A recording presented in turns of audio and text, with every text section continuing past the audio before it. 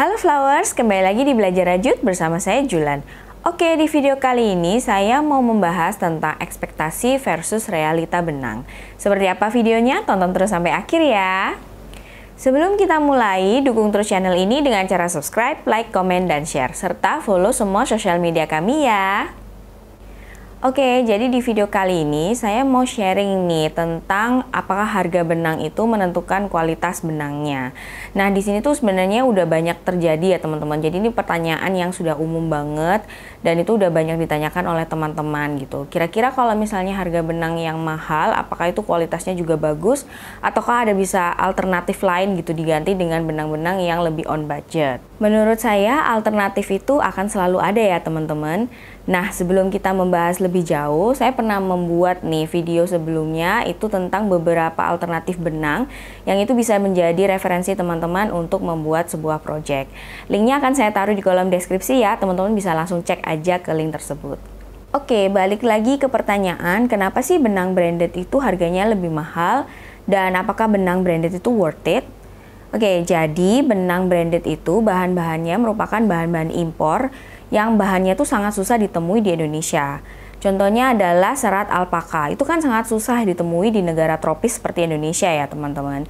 Jadi kalau di negara tropis seperti Indonesia itu seringnya kita menggunakan serat-serat yang berjenis dari katun atau bambu. Problemnya dan kesalahan konsep yang paling sering muncul adalah kita tuh selalu mengharapkan dengan mencari harga yang alternatifnya lebih murah, itu kita bisa mendapatkan kualitas benang branded yang harganya itu 4-5 kali lipatnya teman-teman.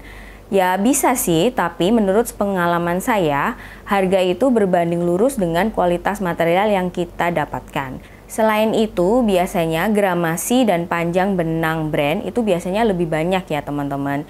Jadi saya ambil contoh nih, misalnya Caron Simply Soft.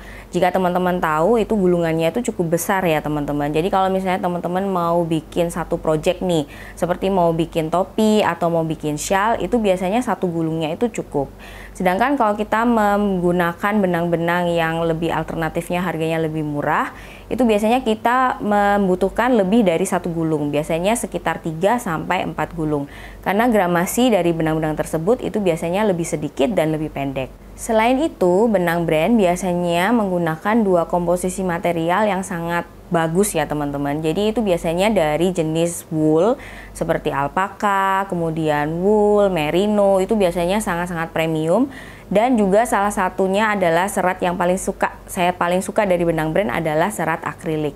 Itu juga merupakan salah satu keunggulan kenapa benang branded itu harganya lebih mahal.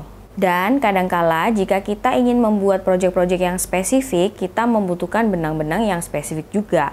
Dan biasanya itu banyak banget kita dapatkan dari benang-benang premium. Apakah kita bisa mengganti project spesifik tersebut dengan benang alternatif lain yang lebih murah? Ya menurut saya bisa-bisa aja ya teman-teman. Tetapi hasilnya itu pasti kurang maksimal dan tidak akan sesuai dengan yang kita harapkan. Yang perlu digarisbawahi di sini saya tidak bilang benang alternatif yang lebih murah itu hasilnya kurang bagus ya teman-teman. Jadi saya selalu menekankan benang yang terbaik itu adalah yang sesuai dengan project teman-teman. Jika teman-teman ingin membuat wearables, mungkin teman-teman bisa menggunakan benang branded yang bahan dasarnya itu bisa akrilik seperti itu. Dan jika teman-teman ingin membuat project-project yang untuk summer, teman-teman bisa menggunakan benang-benang yang berjenis katun. Jadi disesuaikan aja dengan project teman-teman semua. Nah, satu lagi nih teman-teman, ada beberapa fitur-fitur yang dimiliki oleh benang branded yang kemungkinan tidak dimiliki oleh benang alternatif yang lebih murah. Seperti fitur hipoalergenik yang itu ramah terhadap kulit sensitif untuk bayi dan anak-anak. Kemudian juga ada benang-benang yang recycle, itu yang prosesnya pasti akan lebih susah ya teman-teman, dan tentunya itu adalah ramah lingkungan. Nah, fitur-fitur inilah yang memang tidak dimiliki oleh benang-benang alternatif yang lebih murah dan hanya dimiliki oleh benang-benang branded.